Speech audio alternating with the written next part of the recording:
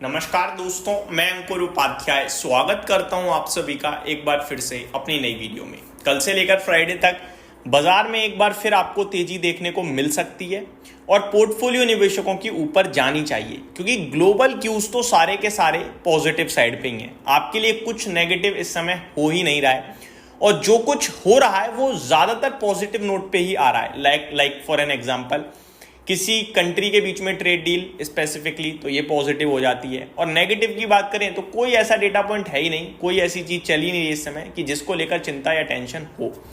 बात करें अगर और पॉजिटिव चीजों के बारे में, तो पॉसिबिलिटीज हैं कि आपके लिए डेटा जो आ रहा है वो डेटा भी पॉजिटिव साइड पे ही आता है। लाइक इन्फ्लेशन का डेटा हो गया, जीडीपी ग्रोथ का डेटा हो गया। अभी अपनी जून में आरबीआई की मीटिंग होगी, उसमें आरबीआई से रेट कट की उम्मीद हम करके चली रही हैं एज इंडिया। तो ये सारी चीजें अपने लिए पॉजिटिव दिख रही हैं। अब मैं आप सभी के साथ बात करना चाहूंगा दोस्तों एक एक करके चीजों को लेकर। सबसे पहले बाजार की बात करें अगर निफ्टी की, तो टेक्निकल टर्म्स पे 25,000 पे जो हमारी क्लोजिंग आई है, एनालिस्ट सजेस्ट कर रहे हैं कि ब्रेकआउट हो चुका है 25,000 के ऊपर। Bulls are back in action, तेजी दिख रही है। नीचे सपोर्ट आ रहा है 24,400, 24,775, 800 के करीब। ऊपर में 25,400, 25,800 तक की जगह ओपन है। और अब हम लाइफ हाई से मात्र 5% नीचे हैं। अगर कुछ एडिशनल ट्रिगर मिलता है तो शायद आने वाले 2 क्वार्टर्स में आप फ्रेश लाइफ हाई भी देखेंगे। 2 क्वार्टर बोल रहा हूं, 6 महीने, वो इसलिए क्योंकि इस बार आपके लिए अर्निंग्स जा चुकी हैं। देखो, सबसे इंपॉर्टेंट अर्निंग ही होती हैं। ट्रिगर्स इवेंट चलते रहते हैं, लेकिन सबसे इंपॉर्टेंट अर्निंग्स होती हैं। अर्निंग्स के दम पर ही मार्केट ऊपर चलता है। तो इस बार की अर्निंग ऑलमोस्ट खत्म हो चुकी है। अर्निंग्स पे रिएक्शन भी आ चुका है, वैल्यूएशन भी हम सभी को पता है निफ्टी के। अब आने वाले 2 क्वार्टर्स में अगर अर्निंग्स और इंप्रूव होती हैं तो फिर आपको एडिशनल तेजी दिखेगी और वो बाजार में फ्रेश लाइफ हाई लगवाने का काम कर सकती है, जिसके बारे में अभी बात नहीं करनी चाहिए। ग्लोबल फ्रंट पे सब पॉजिटिव है। अमेरिका आपके लिए अच्छा बंद हुआ है, ऊपर लगभग 0.5% आपका डाउ ऊपर बंद हुआ है, आधे % नेस्डैक ऊपर बंद हुआ है। तो ब्रॉडर पिक्चर भी अच्छी थी अमेरिका की, और यूरोप के बाजार भी हरे निशान में ही बंद हुए हैं। स्टॉक स्पेसिफिक बात करें उससे पहले कच्चा तेल क्रूड की बात करें तो फ्लैट दिख रहा है, कोई तेजी नहीं आ रही है। बड़ी गिरावट ऑलरेडी हो चुकी है, इंडिया के लिए बड़ा पॉजिटिव है ये। गोल्ड की बात करें तो यहां एक बार फिर आपने गिरावट देखी है, अच्छी गिरावट देखी है। तो गोल्ड का घटना अपने आप में इक्विटी के लिए पॉजिटिव है। क्यों है? क्योंकि गोल्ड में बहुत निवेश है। अब वो गोल्ड से निकल रहा है तो इक्विटी में आ रहा है, क्योंकि इक्विटी में तेजी दिखने लगी है अभी सबको। रिटेल इन्वेस्टर्स को फोमो भी होने लगा है। तो अब क्या है कि बढ़ चढ़कर लोग खरीदना चाहते हैं। अब लोगों को ऐसा लग रहा है यार छूट ना जाए, इसलिए सेंटीमेंट पॉजिटिव, बाइंग ट्रिगर हो रही है। और जो शॉर्टर्स हैं वो फुल्ली ट्रैप्ड भी दिख रहे हैं, स्पेशली मई मंथ में तो ट्रैप ही दिख रहे हैं भाई साहब। FII का डेटा एक और फैक्टर है जो पॉजिटिव बना हुआ है और अच्छी खासी बाइंग चल रही है FII से। मैं आपको एक बार डेटा बताना चाहूंगा। फ्राइडे की बात करें तो आप सभी को पता ही है FII ने मोटी बाइंग करी है। नो डाउट इसमें ब्लॉक डील्स भी हैं।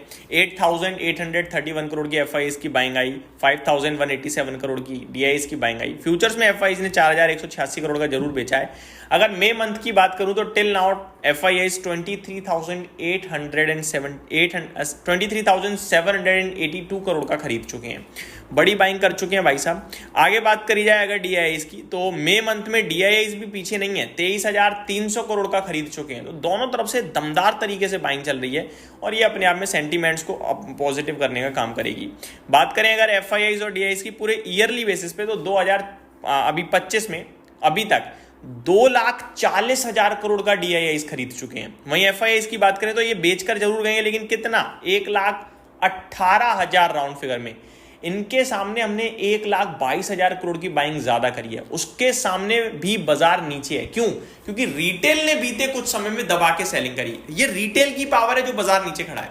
अब रिटेल ही अगर वापस आएगा तो सोचो बाजार में कितनी तेजी बननी चाहिए, क्योंकि डेटा क्लियरली बता रहा है FIIs ने जितना बेचा है उसके सामने हमने मोटा खरीदा है, उससे ज्यादा ही खरीदा है। तो भाई साहब ये आपको डेटा अपने आप में कुछ चिल्ला चिल्ला के कह रहा है। स्टे स्ट्रॉन्ग, भरोसा रखो भारत पे और तेजी में बैठे रहो, बस ये कहूंगा अच्छे स्टॉक्स के साथ। अब आते हैं स्टॉक्स लेवल पे। बहुत सारे स्टॉक हैं जिनके क्वार्टरली नंबर्स आए हैं, छोटे बेसिस पे आपके साथ डिस्कस करना चाहूंगा।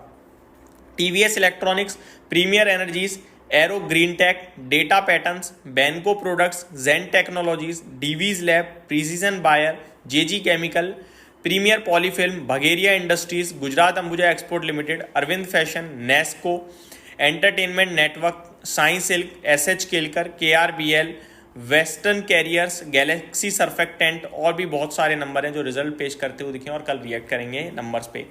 बड़े नामों में निफ्टी के नंबर्स, डीवीज लैब के नंबर्स अच्छे लगे थे, मैंने आपके साथ डिस्कस भी किया था।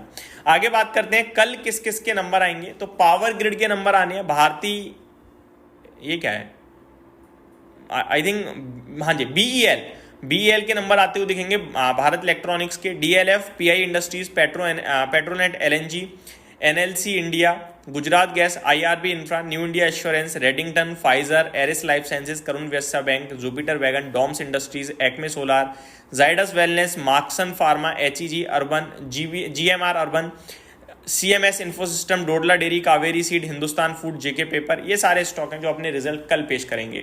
कुछ और बड़ी खबरों के बारे में बात करूं तो इससे मैंने पहले भी थोड़ी देर पहले दूसरे चैनल पे एक वीडियो पोस्ट करी थी।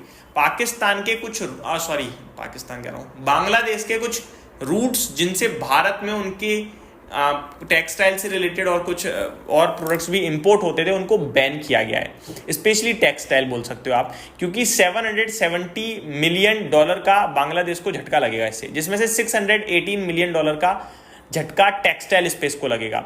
और ये इसलिए हुआ है क्योंकि भारत की टेक्सटाइल कंपनियां, इंडस्ट्री डिमांड कर रही थी कि ऐसा कुछ किया जाए, क्योंकि जो बांग्लादेश है ना, वो सस्ता प्रोडक्ट इंपोर्ट कर देता है भारत में। रीजन बीइंग उनके पास चाइना से फैब्रिक जो है वो ड्यूटी फ्री आता है और उनकी गवर्नमेंट उन्हें सब्सिडी भी देती है टेक्सटाइल्स पे, तो उनका प्रोडक्ट हो जाता है सस्ता। भारत की टेक्सटाइल कंपनियों के लिए दिक्कत का विषय बन रही थी ये, तो इस पे भारत ने एक एक्शन लिया है जो कि अपने आप में बड़ा पॉजिटिव माना जाएगा। तो टेक्सटाइल कंपनियां भी कल एक्शन में रहनी चाहिए।